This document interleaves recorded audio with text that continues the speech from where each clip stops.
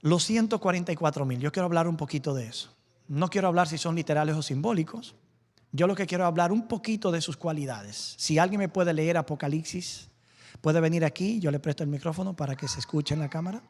Apocalipsis capítulo 14, verso del 1 al 5. Hay algunas cositas allí que... sí, no está bien. Hay otro micrófono aquí.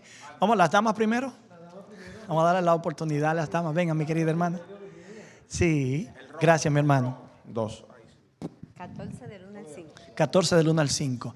Creo que aquí tenemos un pueblo que logró el propósito de Dios. Sin embargo, yo quiero, cuando leamos y analicemos, adelantarme a algunos malos entendidos que hay también.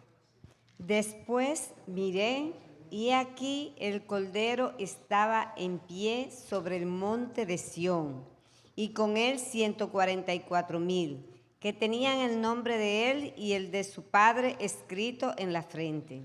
Y oí una voz del cielo como estruendo de muchas aguas, y como sonido de un gran trueno.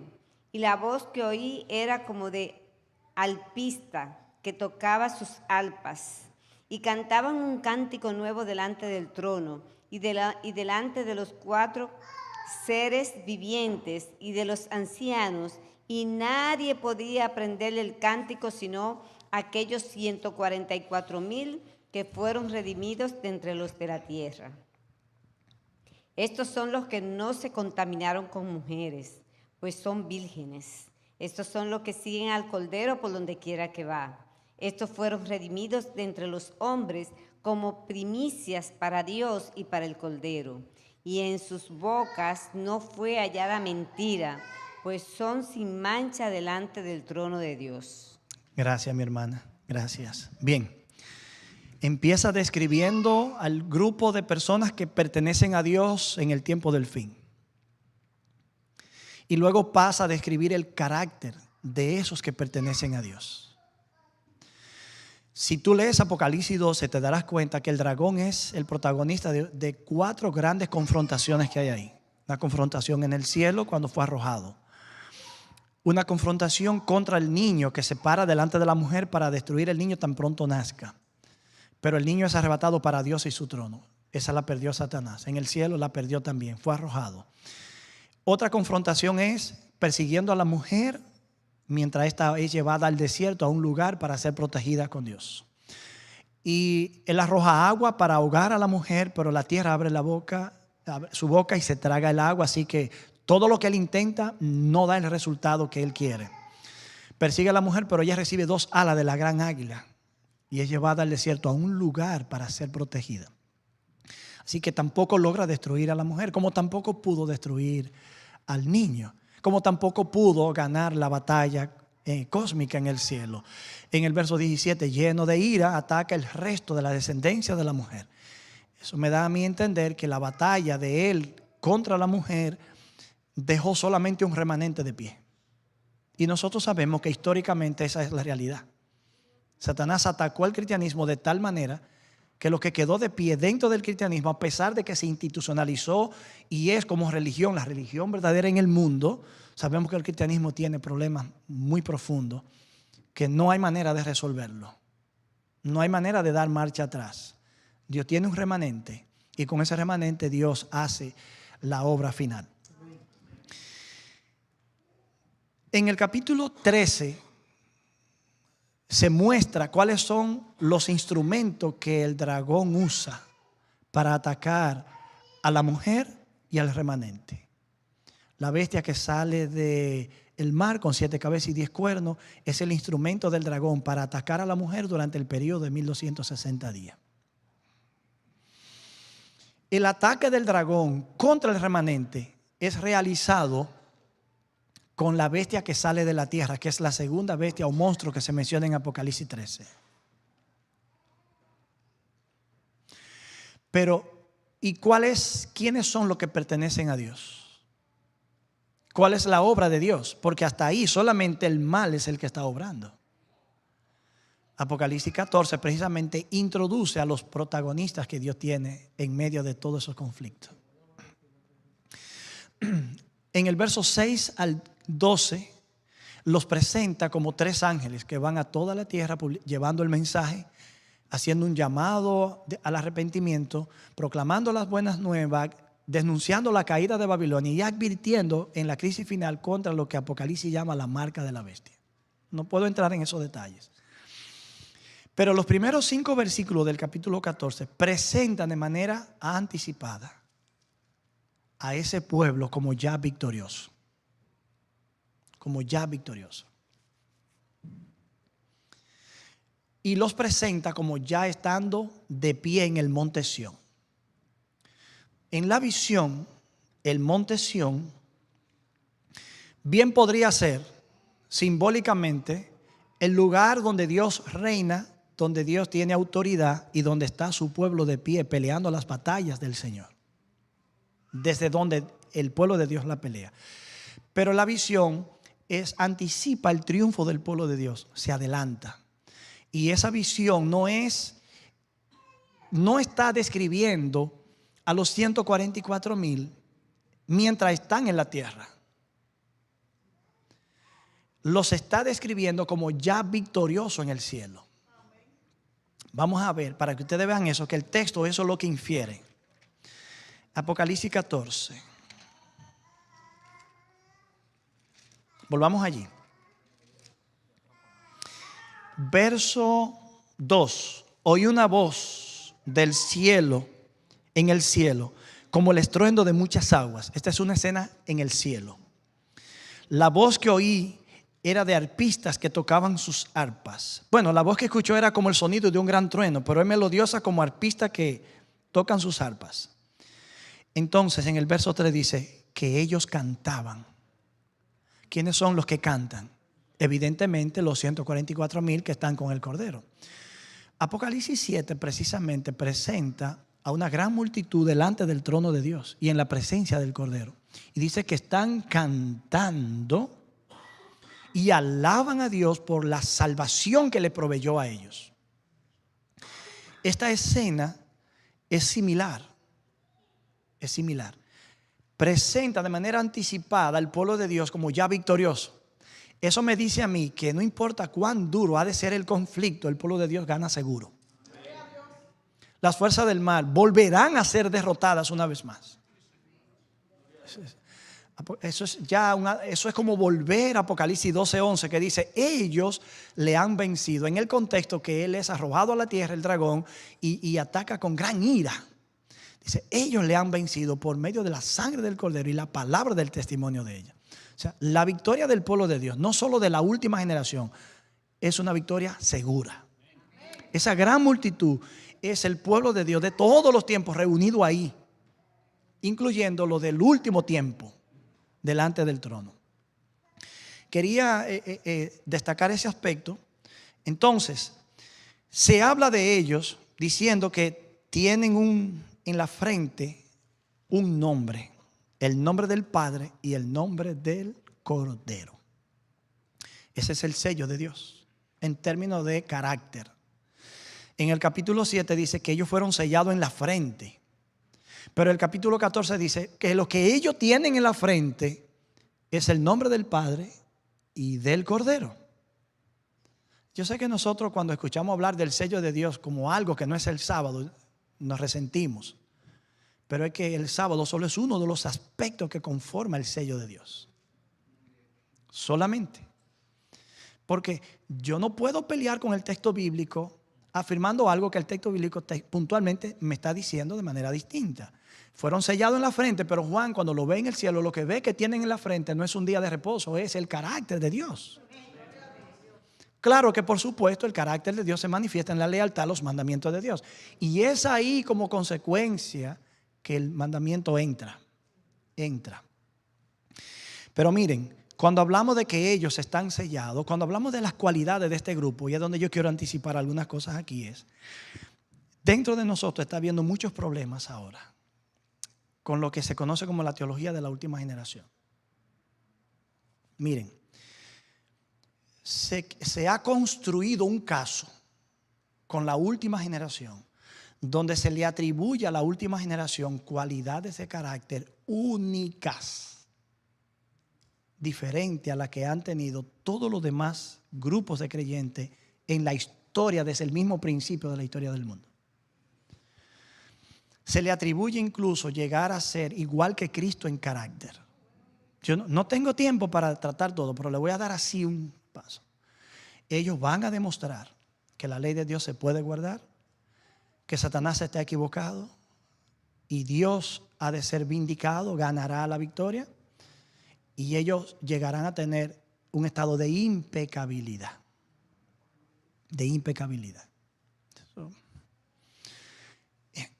Y basado en estas porciones que están aquí, se ha construido ese caso.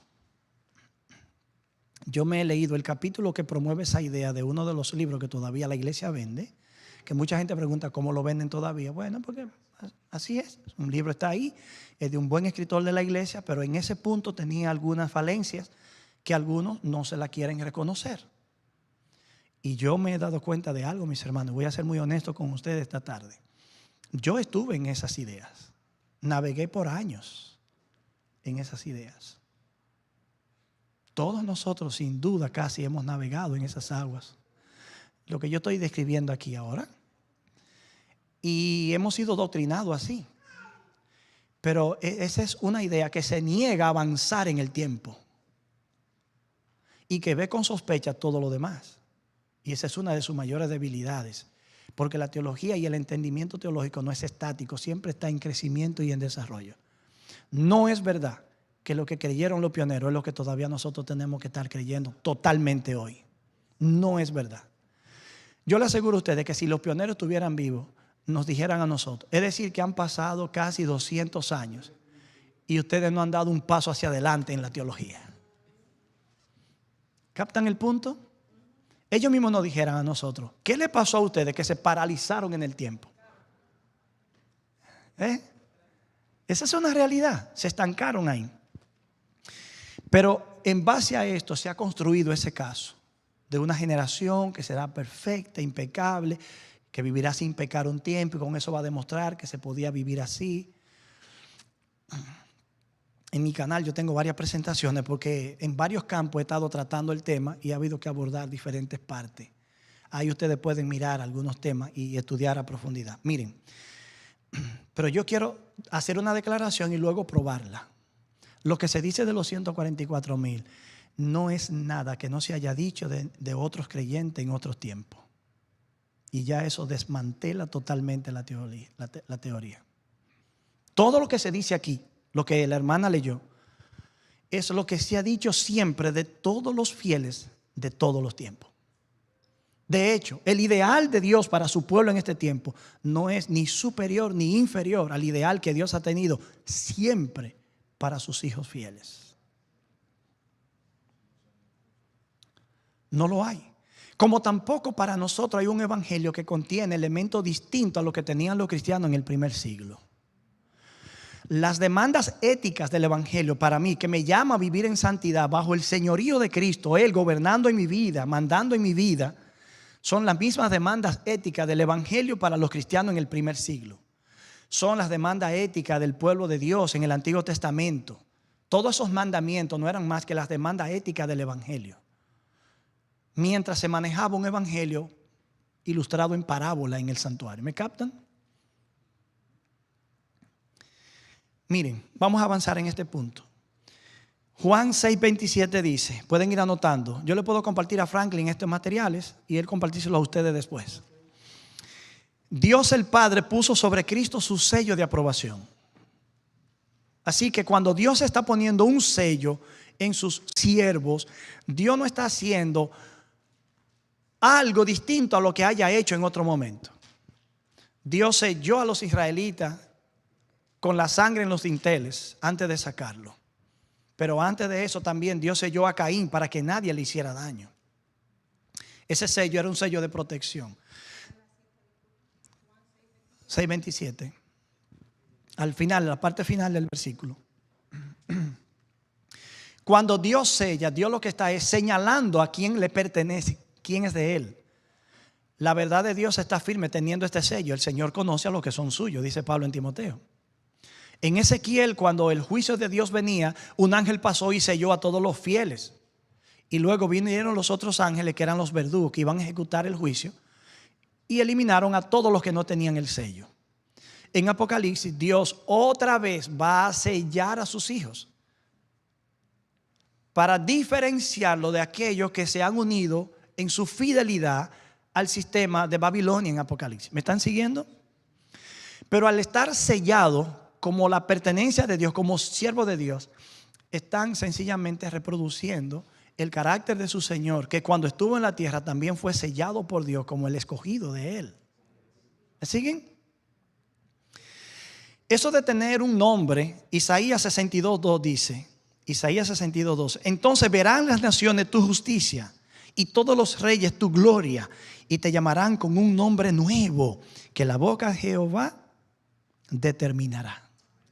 Así que esa idea de tener un nombre nuevo, como la promesa de Apocalipsis, que nos será dada una piedrecita con un nombre nuevo, eso no es nada nuevo. Esa es una constante.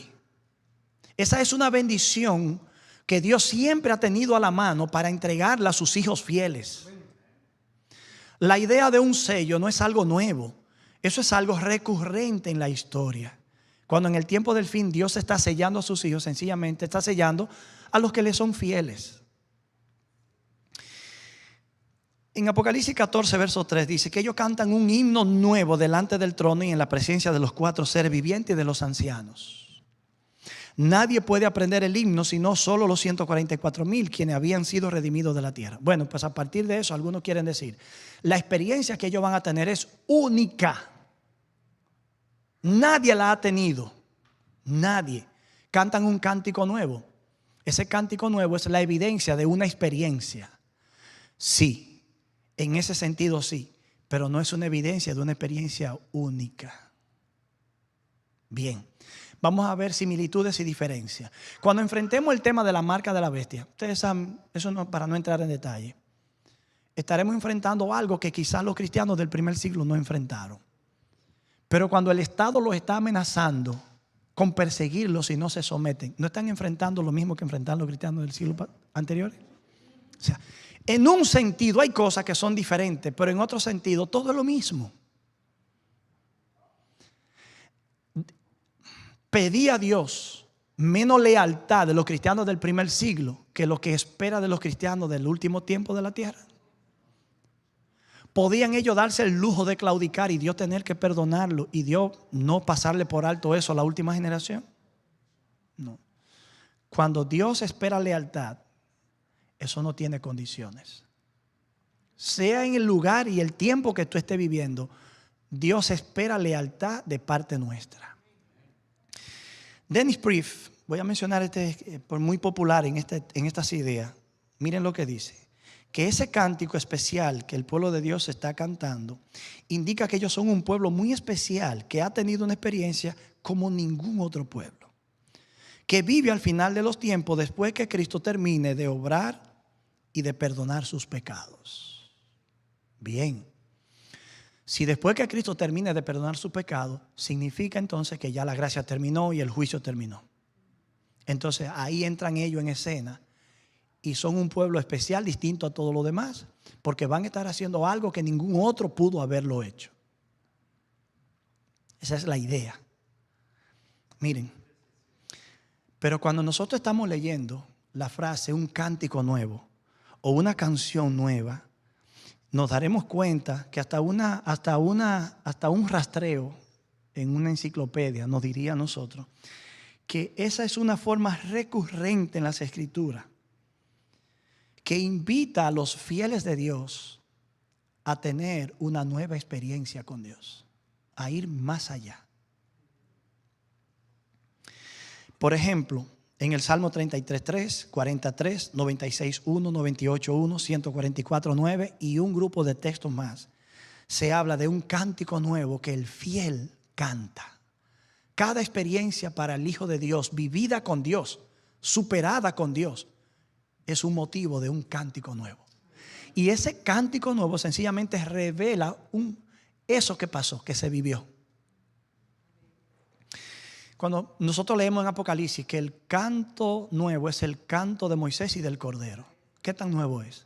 si está conectado con el Cordero en el primer siglo y con Moisés en el siglo XV antes de Cristo.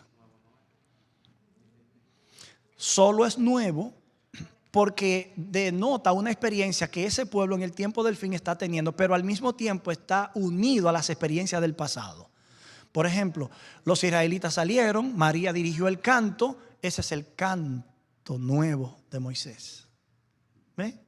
Es un canto de liberación. Los israelitas estaban esclavos, Dios los libertó, destruyó a los enemigos, pero el canto no tiene que ver con el carácter del pueblo, tiene que ver con la hazaña divina.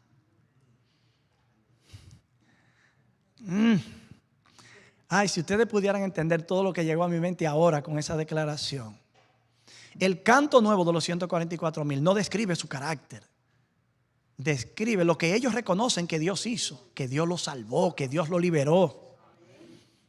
¿Me están siguiendo? Podemos tomar un elemento y convertirlo en algo subjetivo cuando realmente el elemento está describiendo algo objetivo. Es decir, algo que Dios hizo a beneficio nuestro y no en algo que Dios hizo conmigo porque lo hizo en mí y a través de mí.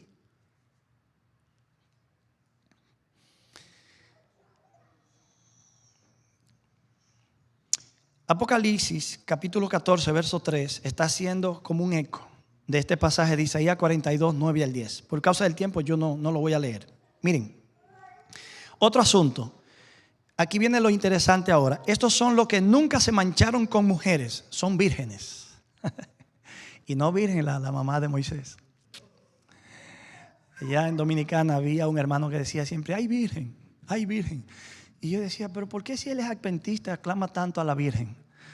Y después fue que me enteré que la esposa se llamaba Virgen. Y cada vez que le preocupaba algo decía, ay virgen, era su esposa. Miren, si interpretamos literalmente el número 144,000, hay que interpretar literalmente que no se casan con mujeres. ¿Que son qué entonces? No, que son hombres. Que no se casan con mujeres. Son eunucos, son célibes. Y evidentemente ese no es el sentido del texto.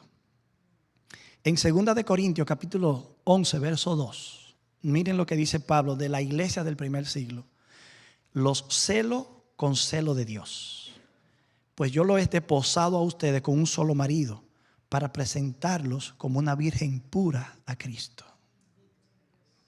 Que ellos son vírgenes en el tiempo del fin significa que ellos están cumpliendo el ideal que Dios tenía para su iglesia en el primer siglo y que siempre lo ha tenido.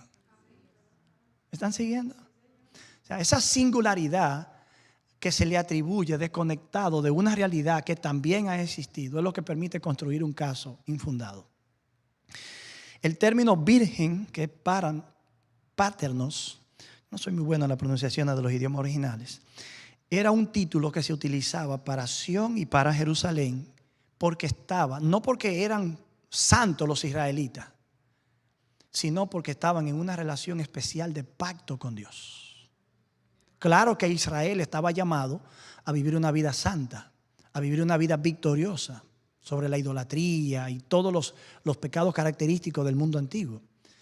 Pero el título nunca se le dio a ellos en base al carácter que tenían, sino en base a la relación y el privilegio de pacto que tenían con Dios. Incluso se le aplicaba el término aún cuando después de haber estado en apostasía se habían arrepentido y se habían reconciliado con Dios.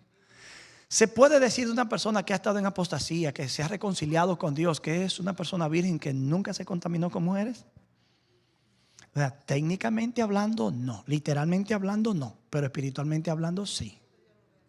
¿Saben por qué? Porque cuando Dios reconcilia a un hijo suyo con él y le perdona sus pecados, el camino a Cristo, ustedes saben lo que dice. Dios lo considera como si nunca hubiese pecado.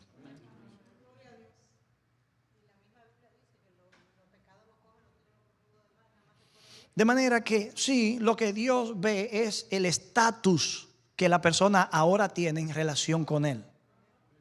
Bien, metafóricamente hablando, virgen describe a personas que son solteras o casadas por igual. Y no solo se aplica a mujeres, también se aplica a hombres en las escrituras. En el material ustedes van a ver las evidencias bíblicas. De manera que cuando hablamos de que ellos no se contaminaron con mujeres, lo que está diciendo es una forma metafórica de decir, ellos se mantuvieron puros en su fe. Puros en su fe. Note que en ningún momento estamos justificando el pecado. Noten, lo que estamos diciendo es que no es algo exclusivo de ellos, que es lo que Dios demandó de su pueblo toda la vida. En el verso 4 también dice, estos fueron redimidos de entre los hombres, primicia para Dios y el Cordero. Bien, pues la idea sería que como la primicia es el fruto selecto, ellos son dentro de toda la humanidad y de fieles, lo más selecto, lo que hicieron algo que nadie ha hecho. Bien, esa es otra interpretación errónea. Porque insiste en lo mismo. Santiago 1:18 dice, por su voluntad, Él nos hizo nacer por la palabra de verdad para que fuéramos como primicia de sus criaturas. Y está hablando de todos los cristianos. Así que el cristiano que está en la relación correcta con Dios y que está viviendo su fe dentro de todas las criaturas de la tierra, pertenece al grupo de los más selectos de toda la tierra. El grupo que pertenece a Dios, que vive para Él. Dios de todas sus criaturas nos ha hecho a nosotros primicia de sus criaturas. ¿Entienden? Ese es el privilegio de la fe. En 2 de Tesalonicenses capítulo 2 verso 13, noten, nosotros en cambio siempre debemos dar gracias a Dios por ustedes, hermanos amados por el Señor, porque desde el principio Dios los escogió para ser salvos mediante la obra santificadora del Espíritu y la fe que tienen en la verdad. Dirán ustedes, ¿y dónde está el término primicia? Y bueno, según nuestra versión, el término primicia no aparece, pero literalmente el texto dice que Dios nos escogió para que fuéramos como su primicia. Lo que pasa es que la traducción nuestra está captando el sentido para que seamos los que están salvos en una relación salvífica con Él.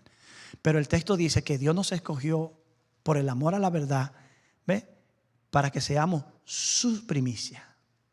O sea, que los 144,000 son primicias de Dios en el tiempo del fin. Claro que lo tiene que decir, porque ellos son el pueblo de Dios que es fiel en ese momento. Pero no porque ellos son diferentes a nosotros en algo que nosotros no hemos podido lograr. Desde la perspectiva de Santiago y de Pablo, el término primicia hace referencia a la singularidad del creyente como hijo de Dios. También puede hacer referencia, ¿saben a qué cosa? A la cosecha final. Se está usando un lenguaje del mundo de la agricultura para describir la cosecha final, que también se sigue describiendo bajo una terminología tomada del mundo de la agricultura. Viene un ángel, el Señor viene sentado, diferente a Apocalipsis 19, que viene montado en un caballo, seguido por los ejércitos celestiales en caballos también. Son imágenes diferentes para describir el mismo evento. Pero el capítulo 14 enfatiza el elemento del juicio, de la escena punitiva de juicio. Entonces Él viene sentado en su trono con una hoz en la mano. Ya el término hoz te dice a ti que viene a cosechar. Entonces tenemos racimos de uva que están listos para ser cosechados y otros que están listos para ser pisoteados en el lagar de la ira de Dios. O sea, es el términos del mundo de la agricultura para ilustrar. Si ellos son primicia, entonces ellos son los que han de ser cosechados en el tiempo del fin. Es lo que está diciendo. Ahora bien, en sus bocas no fue hallado engaño. Son sin mancha. Dicen, míralo ahí. No pecan. Bueno, el problema es que cuando tú lo ves solamente así, tú te quedas solo con una interpretación del texto. No puedes ver lo que el texto realmente está insinuando. Vamos a leer Sofonías 3:13.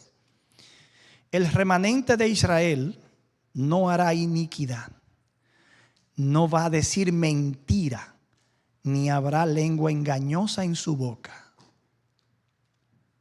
¿No es eso lo que Apocalipsis está diciendo? ¿Saben qué es lo que Juan está haciendo? Usando una fraseología hebrea, describiendo a los hijos de Dios como describió Sofonía a los judíos en el Antiguo Testamento, como un pueblo puro de labios. ¿Me están siguiendo? Ellos no están comprometidos con la mentira. Pero le voy a adelantar otra cosa. En Apocalipsis, lo que es verdad y mentira no es lo que nosotros llamamos comúnmente en la vida cotidiana verdad y mentira. Mentirle al gobierno, no mentirle. Me para el policía, le miento o no le miento. Llego tarde, le miento o no le miento a mi esposa para justificar la llegada tarde. Ese no es el punto. La verdad y la mentira, Dios siempre será importante para Dios. Pero en Apocalipsis la verdad tiene que ver con el mensaje verdadero que se está proclamando en contraste con el mensaje falso de Babilonia. Que es precisamente esa falsa doctrina, esa falsa visión que Babilonia estructura para darle forma a la sociedad del futuro. Basado en mentiras, las mentiras de Satanás. En un culto a las criaturas. Y en Apocalipsis la boca como elemento del habla es importante. El dragón arroja agua de una de sus bocas. La bestia está llena de nombres de blasfemia, está denotando. Blasfema contra Dios, contra los que están en el tabernáculo. La boca se utiliza para describir lo nefasto, lo peor. Es Apocalipsis que tiene que explicar Apocalipsis. La bestia que sale de la tierra hace que la imagen de la bestia hable. Que hable y haga matar hablando. O sea, todas esas mentiras. Entonces, el pueblo de Dios en el tiempo del fin, en sus labios no tiene las mentiras de Babilonia, tiene la verdad de los tres ángeles. Note que yo no estoy desacreditando el carácter que tendrán. Ya dijimos que ellos tienen el carácter del Padre y del Hijo. Lo que estamos es desmintiendo esa noción que se ha vendido de una generación que supuestamente hará algo que nadie ha podido hacer. Entonces, en Sofonías ya vimos que esa es la actitud de pureza del pueblo de Dios. Segunda de Pedro, capítulo 3, verso 14. Capítulo 3, verso 14. Por tanto, oh amados, estando a la espera de todas estas cosas, procuren sin empeño, ¿cómo? Dice allí. Ser hallados en paz con Él, sin mancha e irreprensible. O sea, que los 144,000 son sin mancha. No quiere decir que ellos han alcanzado un nivel de madurez espiritual y de carácter. Que es como un estándar que Dios tiene especial para ellos, para hacer algo especial con ellos, que no lo ha tenido otro. O sea, para el primer siglo, sin mancha. Para el último siglo, sin mancha. Entre los dos siglos, sin mancha. Dios no tiene otro estándar de vida. No tiene. Voy a leer estos pasajes y paso a algunas preguntas, porque en realidad quería que pudieran ver esto de esta manera. Filipenses capítulo 1, vayan buscando conmigo, anoten estos pasajes. Filipenses capítulo 1, versos 9 al 11. Pablo dice allí: esto pido en oración, que vuestro amor abunde aún más y más en conocimiento y en toda comprensión, para que aprobéis lo mejor, a fin de que seáis sinceros. ¿Y cómo? Irreprochables en el día de Cristo, llenos de frutos de justicia, que son por medio de Jesucristo para la gloria de Dios. Dios le está diciendo a los filipenses: ustedes tienen que ser irreprochables. En el capítulo 2, verso 14, miren lo que dice. Verso 15 también. Hagan todo sin murmuración ni discusiones, para que seáis irreprochables y sencillos, hijos de Dios, como sin mancha en medio de una generación maligna y perversa, en medio de la cual resplandecen ustedes como lumbreras en el mundo. Wow, tremendo, tremendo. Aquí no estamos desestimando la calidad de vida que debemos vivir.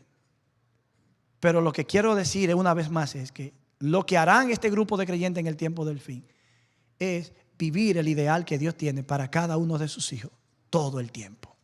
Todo el tiempo. En Efesios capítulo 1, esto se pone todavía mejor.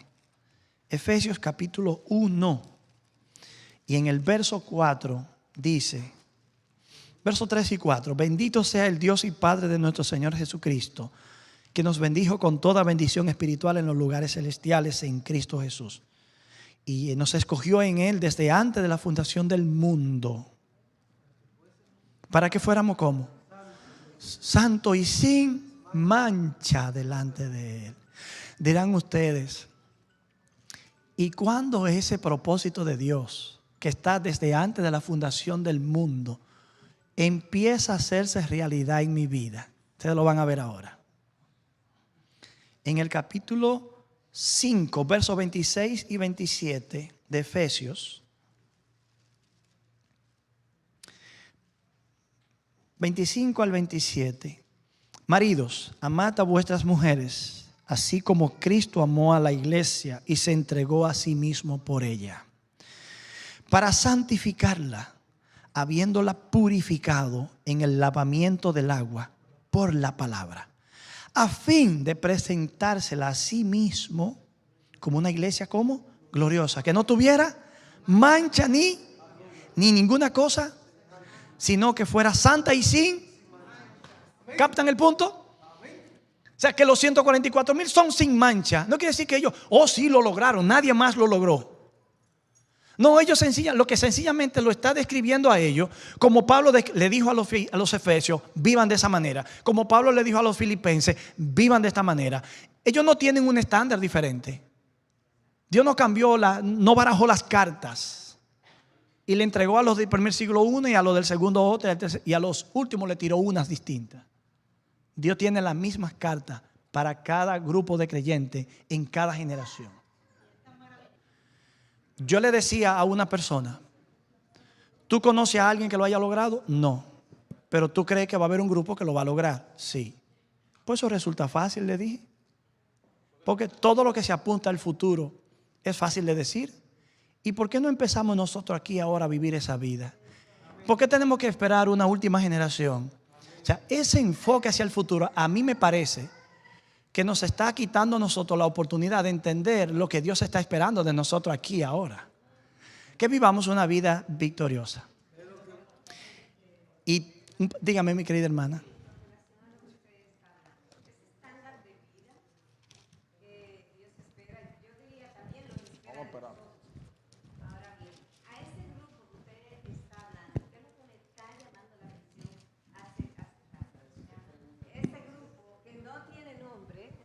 Es lo que yo estoy entendiendo que usted está diciendo. Yo creo, y yo quiero que usted me saque del error si es que estoy en Vamos error, a ver. que la Biblia me dice que es el remanente. Es el que dará el fuerte pregón en el momento de la historia, cuando ya toque ese momento. ¿Ves? Sí. Entonces, ¿es ese mismo grupo? Porque no tiene que tener otro nombre que no sea el que Dios le ha dado. Es que no hay otro. En la palabra de Dios. Es que no hay ¿cierto? otro. No hay otro. Note que estamos leyendo las cualidades de carácter. Entonces, mejor como ser más específico, porque Dios dice que hay un remanente. Sí. ¿Ves? Ese estándar de vida es el que nosotros tenemos que vivir. Es lo que estamos enfatizando y aquí. Ese remanente es el que va a dar el fuerte pregón. Y alabado sea el nombre de Dios. Sí, eso es lo que estamos estudiando aquí. Que yo no quiero que usted piense que eso es lo que ellos harán. Eso es lo que nosotros ya tenemos que hacer. Es lo que vengo diciendo. Sí, y al leer sobre los 144,000 estamos hablando evidentemente del pueblo que hará la última obra de Dios en el tiempo del fin. Un último pasaje y termino para algunas preguntitas. Apocalipsis 19, versos 7 y 8. Miren, dice allí. ¿Ustedes notaron que el ideal de Dios está trazado desde antes de la fundación del mundo?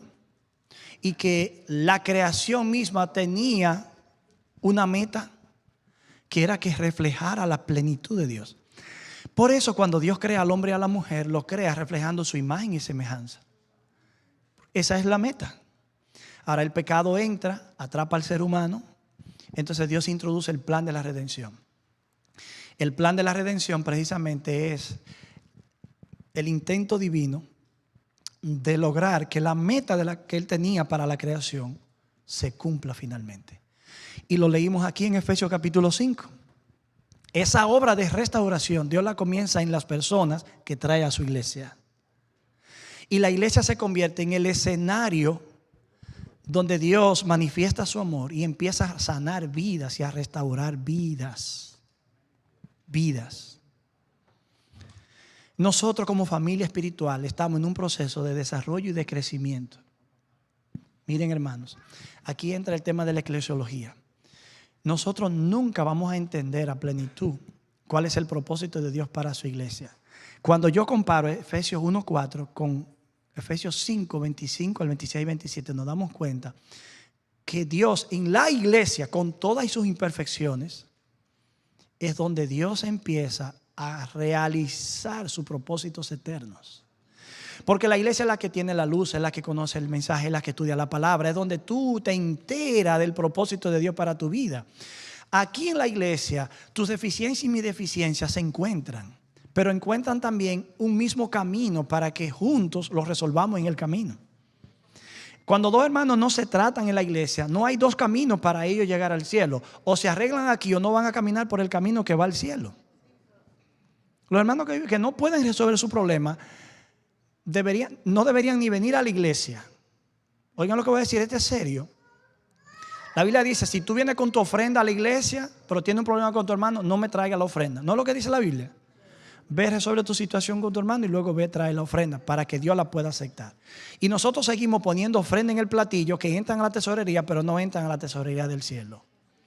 Porque ese dinero Dios no lo reconoce, porque está manchado por la incomprensión con un hermano que quizás está menos pecador que tú mismo. Y que quizás va a entrar primero que tú al cielo. O sea, la iglesia es el lugar que nosotros necesitamos para crecer con todas nuestras situaciones aquí juntos como una familia espiritual.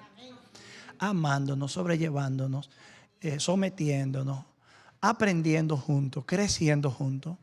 Porque les voy a decir algo, si ustedes leen Tesalonicenses capítulo 4, versos 13 al 17, cuando Cristo viene dice que no nos toma a nosotros primero.